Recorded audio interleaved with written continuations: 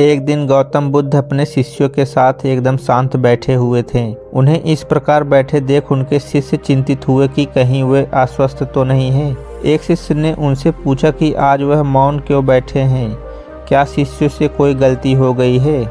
इस बीच एक अन्य शिष्य ने पूछा कि क्या वह अस्वस्थ हैं, पर बुद्ध मौन रहे। तभी कुछ दूर खड़ा व्यक्ति जोर से चिल्लाया, आज मुझे सभा में बैठने की अनुमति क्यों नहीं दी गई है। बुद्ध आंखें बंद करके ध्यान मग्न हो गए। वह व्यक्ति फिर से चिल्लाया, मुझे प्रवेश की अनुमति क्यों नहीं मिली। इस बीच एक उदार शिष्य ने उसका पक्ष लेते हुए कहा कि उसे सभा में आने की अनुमति प्रदान की जाए।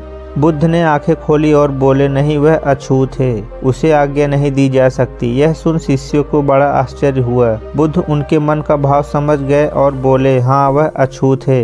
इस पर कई शिष्य बोले कि हमारे धर्म में तो जात पात का कोई भेद नहीं, फिर वह अछूत कैसे हो गया। तब बुद्ध ने समझाया, आज वह क्रोधित होकर आया है। क्रोध से जीवन की एकाग्रता भंग होती है। क्रोधित व्यक्ति मानसिक हिंसा कर बैठता है, इसलिए वह जब तक क्रोध में रहता है तब तक अछूत होता है। इसलिए उसे कुछ समय एकांत में ही खड़े रहना चाहिए। क्रोधित शिष्य भी खुद बुद्ध की बातें सुन रहा था।